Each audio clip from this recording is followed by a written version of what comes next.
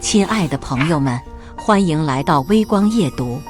开会时，我接到一通紧急电话，挂断电话后，我着急忙慌地跟老板汇报：老板，家里有人去世了。老板冷冷地扫了我一眼，现在项目关键期，谁也不能请假，人死了，先臭着，谁要敢再打断开会，直接滚蛋。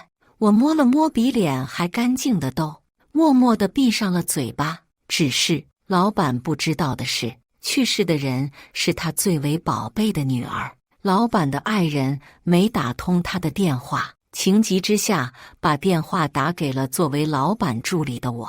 接下来开始我们本期故事，记得点击订阅并开启小铃铛。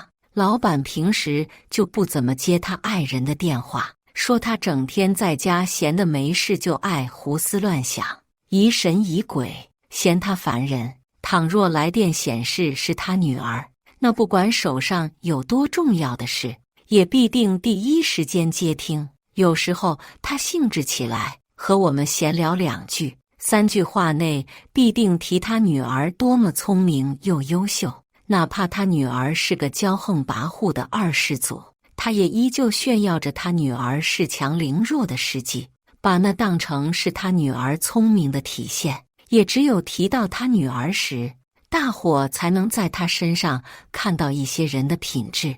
他爱人大约也是知道这点的，所以在有重要的事情，自己又实在打不通他的电话时，会让女儿打电话给他。慢慢的，他也就知道了，爱人的电话更没有接听的必要。有重要的事情，爱人一定会让女儿打电话过来。比起爱人一开口，他就莫名的烦躁，女儿的声音就悦耳多了。不过他现在还不知道，他永远听不到他女儿悦耳的声音了。他正在对着我们这群人高谈阔论，现在这样的经济环境，你们还能有份工作做，应该感恩公司，一切以工作为主。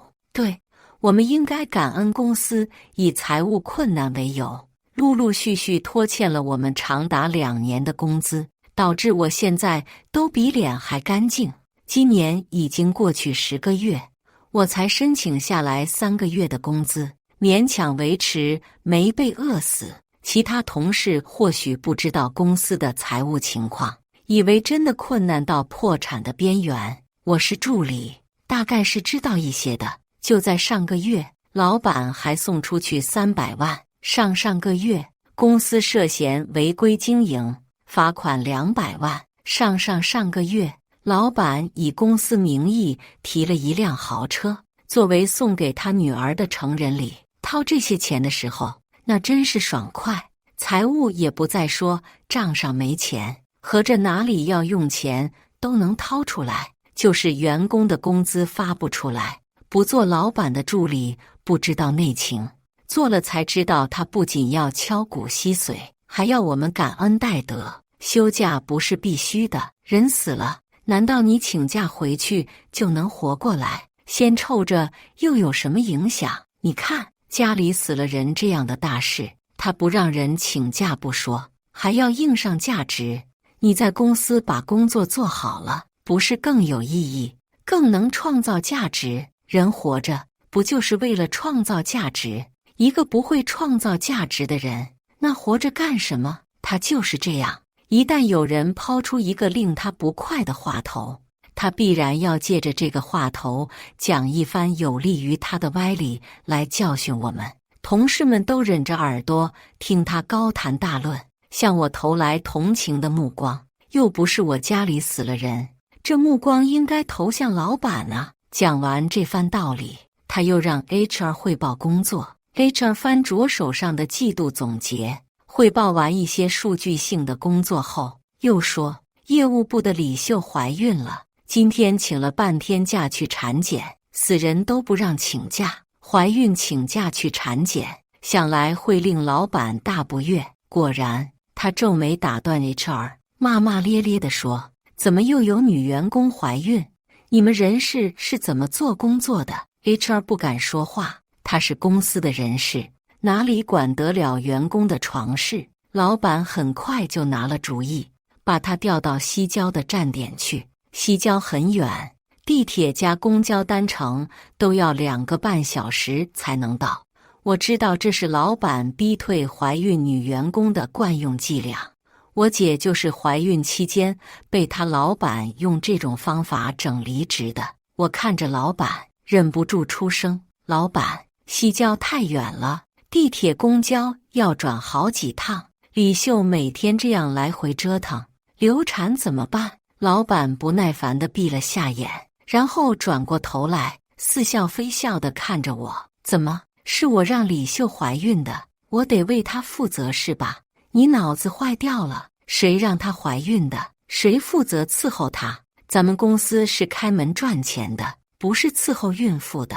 她流不流产是她应该考虑的事情，不是我们公司应该考虑的问题。这样，既然你这么关心她，和李秀谈调岗的事情，人事就不要去了，换你去谈。你要是谈不好，扣掉这个月的绩效。” HR 幸灾乐祸地看着我笑了一下，不知道到时候她自己怀孕，也被公司这样卸磨杀驴的时候，还笑不笑得出来？这个社会好像有病，催婚催育，铺天盖地宣传生育率下降的焦虑。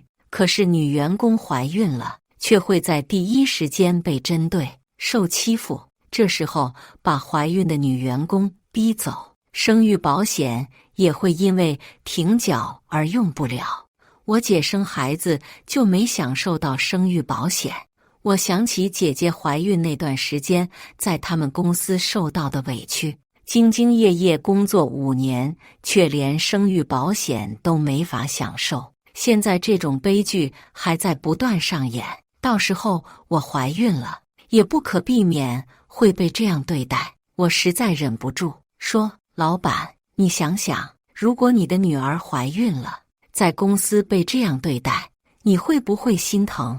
老板的脸瞬间黑了：“李小敏，你有病吧？李秀也配跟我女儿比？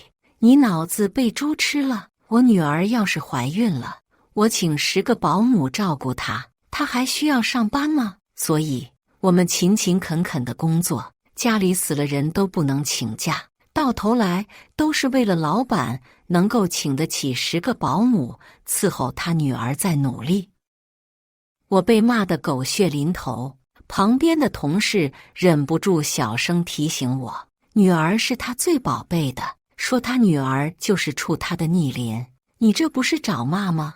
我不过是想用他的女儿唤起他的一点良心。事实证明，我还是太低估了他的道德底线。一个连法律都不遵守的人，我居然还期望他会有道德的底线，我真是忍够了他的无耻。说：“既然你都能请得起10个保姆照顾女儿，是不是也该把拖欠我们的工资给结一下？毕竟你虽然说公司困难，但是家里老保姆、小保姆的一大堆，而我们却都要饿死了。”同事们都震惊地看着我，这话大家在心里说了2年，只有我真的在大会上说出来。旁边的同事用手肘撞了撞我，小声说：“是不是家里有人去世了，不能请假，心情不好？怎么知道老板忌讳什么，就偏要说什么？”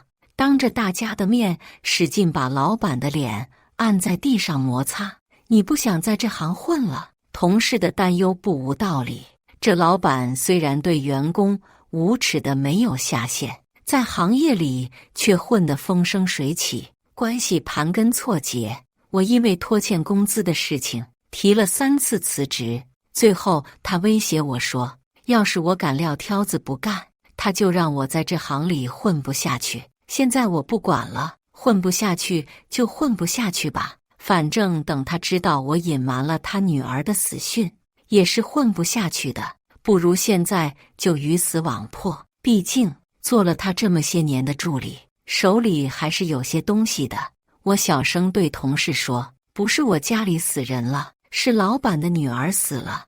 我接的紧急电话是老板爱人打来的。同事骤然间睁大了双眼，他夸张的表情引来了老板的注意。怎么，孙家，你家里也死人了，等着结工资回家料理丧事。孙家脱口而出：不是，你家才死了人，真的。老板的保温杯破空而出，我和孙家2个人险险躲过袭击。随着老板保温杯一同而出的，还有老板气急反笑的声音：你们今天可真特么有种，来，你说说看，我家里死了人，谁死了？说给大伙听听。孙家这才反应过来，自己嘴巴快过脑子，求救似的看了我一眼。我也是无语了，老板的保温杯都砸过来了，他这时候倒是怂了。我反正是豁出去了，说这可是你让我们说的，那我可说了，死的人是你的女儿。老板手中的笔这次精准地砸中了我的额头，砸得我的额头突突直跳。这老家伙力气还挺大。我看了一眼监控，挺好，都录下来了。他在公司内部无耻，在外面却最要脸。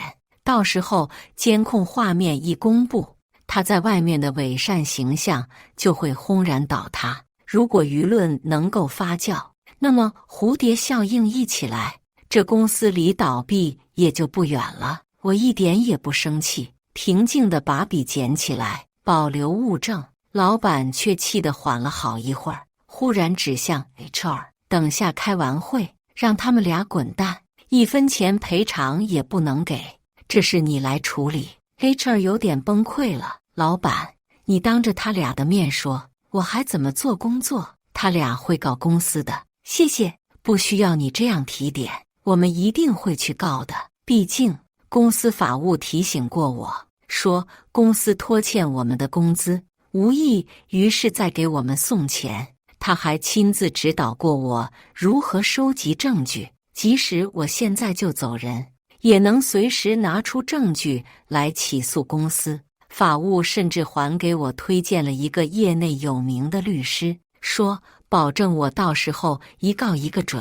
老板已经气疯了，恶狠狠地盯着我和孙家，拖欠的工资也别给，让他们去告。诉讼流程长得很，看看谁耗得过谁。现在各行各业都困难，公司发不出工资来，社会上也是能理解的，舆论上也站得住脚。他们2个敢咒我的女儿死，我看看他们离了公司还活不活得下去。反正这个行业是没有人会再敢要他们了。他这番话已经吓不到我了。现场的同事却一个个都直直地望着老板，因为他以前在会上可不是这样说，每次都是说公司经营现状太困难了，现在公司发不出工资来，你们得好好反思，你们不创造价值，公司哪来的钱发工资？然后又说自己把房子抵押了，从银行贷出来一点款，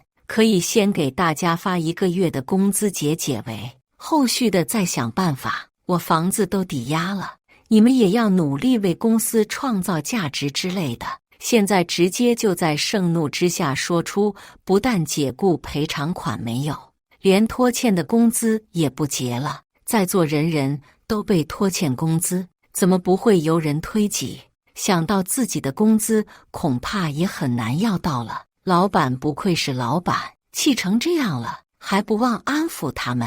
你们放心，我把西郊的那套别墅抵押了，新的贷款马上就到，半个月内可以把拖欠大家的工资发下去。毕竟他也知道，公司核心员工要是集体反水，他的公司也就完蛋了。同事们的担忧都转化成了对我和孙家的同情。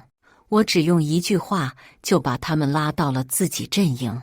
他西郊的那套别墅已经当作成人礼过户给他的女儿了。你们想想，我们都被他这样骗过多少次了？哪次真的结清工资了？不都是越拖越久吗？老板气得想杀人。李小敏，你他妈今天是不是活得不耐烦了？家里死了人，自己也想跟着去，不想活了是吧？我看着一直误会是我家死了人的老板，好心又提醒了他一次。老板，是你女儿死了，不是我家里死了人啊。但是话说回来，你女儿死了，你也得把拖欠我们的工资给我们结清啊！老板额角直跳，伸手在桌上摸了2下，没有摸到可以砸我的东西，气得七窍生烟，破防大骂：等你女儿死了，我女儿都不会死！你他妈的嘴里喷粪是吧？连咒我女儿2次，看我不弄死你！真是畜生啊！我都还没结婚，女儿还没出生呢，他就咒我女儿死。他骂着骂着，忽然看到摆在旁边小桌上的一个烟灰缸，抄起来就往我头上砸。我也不甘示弱，早就想打他这老不死的，反正我是豁出去了，光脚的不怕穿鞋的。孙家却眼疾手快的一把将我拉开，烟灰缸不偏不倚砸他头上去了，血顺着额头流了下来。都这样了，孙家还搁那劝我说：你傻呀，你还手就是互殴，性子就变了，你让他打，到时候要赔偿啊！你看他砸我这一下，我非得找他要20万赔偿。这货真是又怂又爱钱，我都无语了。老板连工资都不想给，还赔偿？我们要是被他打死了，用哪条命去花赔偿金？我把孙家那怂货扶到椅子上坐下，把袖子撸起来，手里握紧之前的那支钢笔，笔尖朝外，敢把我姐们砸得额头流血，我非得扎爆老板的一只眼睛，让他从此变成独眼怪。老板也跳起脚来要打我，我攥着笔要趁机偷袭他的眼睛，同事们也坐不住了，纷纷上来拉架。极度混乱的场面中，忽然传来一声穿透力极强的凄厉喊声：陶富贵，你在干什么？我们的女儿被人打死了啊！你为什么不接我电话啊？是老板的爱人亲自找过来了。暴躁的老板像被人念了咒语一样，忽然就定在当地了。众人这才相信老板的女儿真的死了。之前并不是我在咒他的女儿，大家都沉默了。会议室里落针可闻，老板也终于意识到自己的女儿真的离世了，整个人失魂般的迈开步子，跌跌撞撞朝会议室门口走去。他走得太急，又神情恍惚，咣一声撞在了会议室的玻璃门上。以前都是我这个助理会提前给他开好门，他没有推门的习惯。我被他撞得咣一声回过神来，朝着他的背影大喊：老板，人死了，先臭着，你不能走，得留下来为公司为社会创造价值啊！人活着不创造价值，那活着还有什么意义呀？会议室里太寂静了，我的声音就显得尤为大，老板想不听到都难。孙家刚才还捂着额头痛得哎呦哎呦的叫，听了我的话，没忍住笑出声来。老板蓦地转过身，朝我咆哮道：我创你妈！你不说话会死吗？啊，会死吗？李小敏，我女儿就是被你咒死的，你等着，我他妈一定弄死你！行行行，我等着，我他妈等着拿赔偿，你他妈吃完席等着吃官司。老板才走出会议室的门，刚刚还一脸沉浸在悲伤中的同事，忽然就变了脸，走到我面前，笑得撑不住。李小敏，你有种，今天真是把大家想说的话全都说了一遍。谁能想到老板的女儿真的死了呢？这下子集团太子没了，老板请的10个保姆该照顾谁去？以前我们喊老板的女儿叫集团长公主，老板说她就只有一个孩子，什么长公主，她就是集团太子。如今看上去集团太子没了，老板忽然断了传承，怕是为公司为社会创造价值的心也要跟着没了。大家闹闹嚷嚷的八卦， HR 忽然冷冷地来了一句：怎么，会议结束了，大家手上都没活干嘛？单位是聚众聊天的地方吗？同事们看了一眼 HR， 扫兴地走出会议室，回自己工位去了。HR 又看着正要离开的我和孙家，说：你们两个先别走，我们谈一谈赔偿金的事。你们也知道，现在公司实在是困难，相信你们也能理解。我打断他，你们公司人事是真一点人事不干啊！你没看到孙家头上还在流血，还搁这跟我们谈要我们理解公司，我们可理解不了。到时候你被老板扫地出门的时候，你多理解理解公司，好吧？HR 气得发懵，我才不管他，扶着孙家打车去医院检查。到了医院才发现，老板这瘟神也在，他女儿在医院没抢救过来，现在停在医院太平间里。太平间外面挤满了悲伤的人们，他们像一堵人墙拦在老板的面前，说什么也不让老板进去看他的女儿。孙家有热闹看连伤，也顾不得处理，拉着我一路往太平间的方向挤，想要看看到底发生了什么事。之前老板的爱人打电话也只说他女儿人没了，让老板赶紧去医院，至于人是怎么没的，一句也没提。我们凑到热闹跟前，听周围人七嘴八舌的议论，真是可怜啊！3个人当场就没了，还有2个重伤，现在还在抢救室里，不知道能不能救回来。到底是怎么回事啊？怎么会死这么多人？听说是富家女酒后飙车，嫌弃停在她前面等红灯的车碍事，直接就把前面的车撞飞了。前面车上5个人，3个当场死了，2个重伤抢救，都是拼车上班的年轻人，还有1个是滴滴司机。富家女没抢救过来，1个小时前宣布死亡，推进太平间了。富家女死了活该，就是被撞的人也太可怜了。这下子找谁要说法去？找谁要说法？当然找富家女她爹啊！你看现在不就被围在那里，不让他进太平间吗？我和孙家听得震惊不已，知道老板的女儿嚣张惯了，没想到他能把自己给嚣张没了，还拉了3个无辜的人去黄泉路上陪他，希望他们狭路相逢。那3个无辜的人能在黄泉路上有仇报仇，再看一眼老板，脸上是神挡杀神，佛挡杀佛的暴力。他抬起腿一脚就踹在受害者家属身上，受害者家属原本就怒气冲冲，他这一踹可直接就让他们失了控，场面瞬间乱成一锅粥。保安还没赶过来，老板已经被愤怒的受害者家属拳打脚踢地围殴了起来。打起来的热闹可不能看，容易被误伤。我还得留着这条命拿公司赔偿。我拉起孙家就要往急诊室的方向走，带他去包扎。结果这妞说什么也不走，我血已经止住了。你让我看看老板被打呀，看老板被围殴，比我自己想象中打老板还爽啊！闻讯赶来的保安和警察很快就制止了这场围殴。老板被揍得鼻青脸肿，但他顾不得这些了，在保安和警察协调下，顺利进到了太平间。不一时，我就听到了呜呜咽咽的悲鸣。原来老板也会哭，原来他是知道一个人的亲人蓦然间没了，是一件多么悲痛的事情。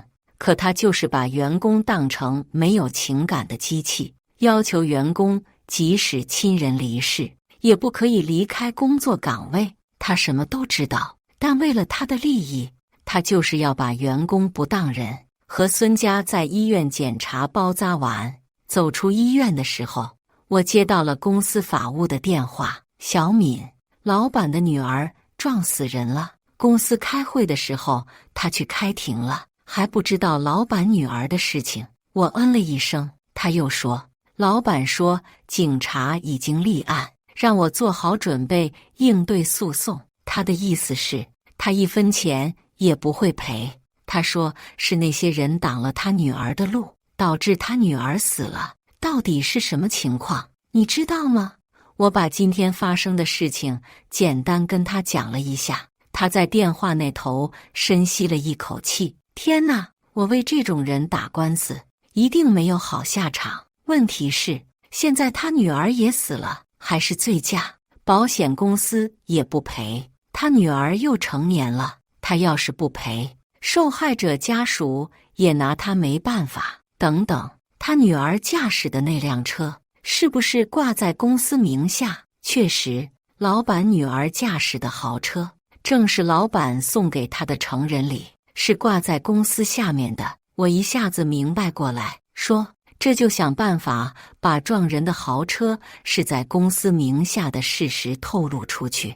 而且我有老板让他女儿来公司送资料的聊天记录，这样的话，受害者家属是不是就能告公司，然后从公司拿赔偿？法务声音都亮了，哈哈哈，这得罪老板的事情，你今天是一样不落下呀！好好好，这样我有理由输官司，他们也能拿到赔偿。不愧是你，不过死了这么多人，赔偿款肯定不少。公司现在流动资金不是很多，你和孙家也赶紧提起诉讼，把赔偿款和拖欠的工资要到手。等一下，你先别挂电话，我接个老板的电话先。过了好一会儿，法务才切回来，这老板真不是人，女儿死了都还不忘记要整你。小敏，你有大麻烦了。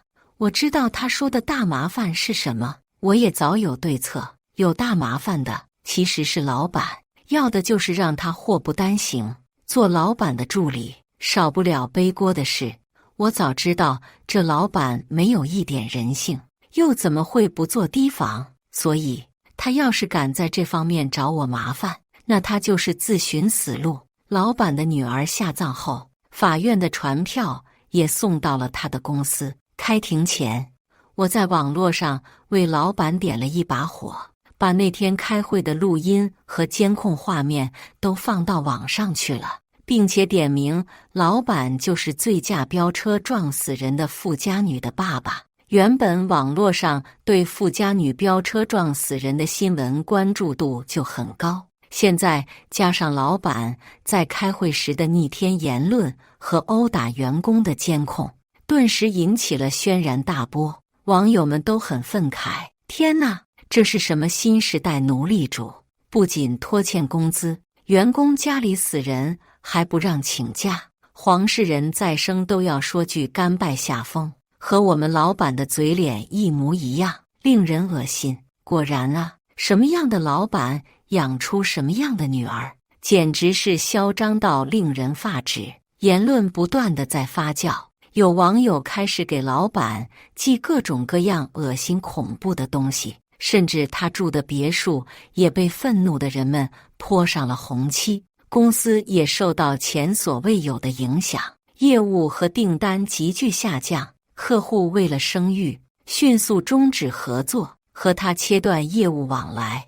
恶性循环一旦开启，便停不下来，订单急降，导致回款出现问题，回款出问题导致公司现金流减少，再加上官司输了，被法院强制执行赔偿后，公司现金流直接崩断。现金流一断，之前的贷款就还不上，公司已经到了破产边缘。去公司签协议拿赔偿的那天，老板不在，是老板的爱人在现场指挥工作。他说老板那天被群殴一顿，再加上痛失爱女，每天面对受害者家属的质询，又受到接二连三的网络谩骂，一时没控制住血压，脑梗住院了。他问我能不能回公司，现在公司里一大堆的烂摊子，他对公司的事情完全不熟悉。我在这里做了3年助理，对公司的情况了如指掌，他很需要我的帮助。我拒绝得很直接，表示今天是来拿赔偿走人的。可是他却说，小敏，我知道你受到了伤害，但我受到他的伤害并不比你少，我比你更恨他。我之所以到今天都没有和他离婚，是因为这个公司本来是我爸爸的，我一直在等这一天。等我拿回公司，我不想分给他任何我爸爸留给我的东西。如果你肯帮我，而公司也能走上正轨，我发誓，公司以后绝不会亏待任何一位员工。你放心，为了保证我不反悔，公司法人变更成你。这公司以后，你有极大的话语权。让我们一起把这个烂摊子变成一个有人性的公司，好吗？他说的真心流露，我都差点就要信了。可是，把公司法人变更成我，这是把我当傻子了吗？真是一个被窝睡不出两种人。明显这是公司暴雷之后，很多事情藏不住了。临死前拉我做他们的替死鬼，到时候他们溜得比什么都快，我替他们把牢底坐穿。于是我也真心实意地拒绝了他。只要你想，没有我，你一样可以把公司做成一个人性化的企业。离开的时候，我看了一眼藏在柱子后面歪嘴斜眼单手拄拐的老板，他正阴森森地看着我笑。我知道他们不会这么容易就放过我。果然，我才刚走出公司大门，就有警察跟我说：“李小敏，有人告你行贿，盗窃公司财物，请你跟我们走一趟，接受调查。”呵，既然是这样，那就也别怪我下死手了。老板的爱人大概死都不会知道，老家伙都中风了，还是这么狠，要用我的手把他送进监狱里去。公司现在的法人名字是王娟，并不是实际掌控公司的老板名字刘伟。我跟着警察来到警察局，对他们的指控一一摆出资料和证据。所有公司里面的违规操作，上面都是法人王娟的签名。这是老板背着王娟刻的私章，盖在每一张违法犯罪的证据上。光行贿的数额就高达500万以上，更别说其他的违规经营。王娟以为老板让警察把我带走，真的只是在报复我，却不知道这老家伙一石二鸟，先断他回来夺回公司的路，再栽赃嫁祸我偷了他价值100万的名牌手表，把我和王娟一同送进监狱。可惜我早有防范，当初他给我那块手表的时候，我就知道他是要捏住我的把柄，让我不敢轻易泄露公司的那些秘密，所以我早就把真的手表还给了他的爱人，并且有他爱人的签收证明以及当时归还的录像。他们夫妻同床异梦多年，我知道我们不会沟通这种事情，所以老板到现在都不知道那块名表现在他爱人手上。警察和我一起拿着证据让王娟找出那块名表的时候，老板气得嘴更歪了。蠢妇，蠢妇！王娟都来不及辩解，就被警察以涉嫌行贿、违规经营罪带走了。直到被带走的那一刻，他才明白自己是真正的愚蠢，被刘伟害得要把牢底坐穿。他对着刘伟破口大骂，但是刘伟并不在乎，只要保住公司，保住钱。等我身体康复了，老婆会有的，孩子也会有的。刘伟又看向我，你也别高兴得太早，瘦死的骆驼比马大，我捏死你，就像捏死一只蚂蚁。我摇摇头，心中叹息，像他们这种呼风唤雨惯了的人，都已经到了这个地步，依旧觉得自己无所不能。他还不知道，跟着我一起来的还有那帮催债的人，其中有一个人叫王谦，早年间跟着他，他和人家称兄道弟，把人家全部家产忽悠地投入他的公司后，像猴一样耍了人家6年。公司正常的时候，他还能忽悠忽悠人家，让人家有个盼头。现在公司濒临破产，而举债度日的王谦一下就看不到希望了，也明白自己被他耍了6年，现在满腔恨意，到处在寻他。我知道这件事后，看到歪嘴斜眼的老板出现在公司里，第一时间拍了照片给他，告诉他老板已经回了公司，如今危险来临，而老板却浑然不觉。我当然没有那么好心提醒老板，没有理他的威胁，直接走出了公司。在公司门口，我遇到抱着箱子的 HR， 听说他被老板劝退的时候，据理力争自己的赔偿金。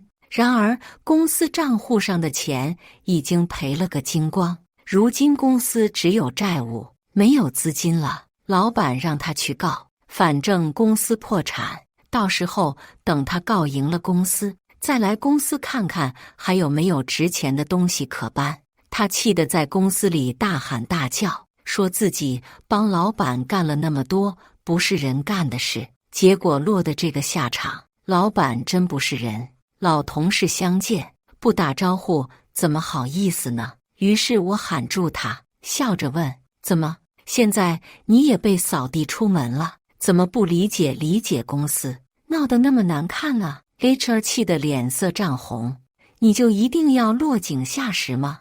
你不说话能死吗？啊，就一定得看我笑话吗？啊！他说着说着气得哭起来。哎，哭什么呢？都是打工的，平常我们被他为难成那样都没哭，现在不过是说了2句实话，他就哭起来，看来心理素质也很一般呢。也许是平时听他讲多了道理，这时我也忍不住要对他讲2句。你看，我们都是打工的，打工人何苦为难打工人呢？你可不知道，就你想出来的那些昏招，定的那么多罚款扣绩效的条款，可把我们为难死了。下份工作你要还是人事，我劝你还是干点人事吧，好处都是老板的，恶人都是你来当，何必呢？我话还没说完，他哭得更凶了。不过他的哭声很快就被一阵躁动取代了，有人惊慌地喊：出人命了，快报警啊！HR 这下也忘记哭了，和我一起转过身，望向身后的公司大楼。有个保安跌跌撞撞地跑出来，抓住我的胳膊，气喘吁吁地说：老板被人捅死了，流了好多血。我扶住他，让他歇口气，缓缓再说清楚是怎么回事。HR 好像忽然明白了我是什么意思，说：李小敏，不愧是你。保安奇怪地看着我们2个，你们怎么回事？老板被人捅死了，你们怎么还这么淡定？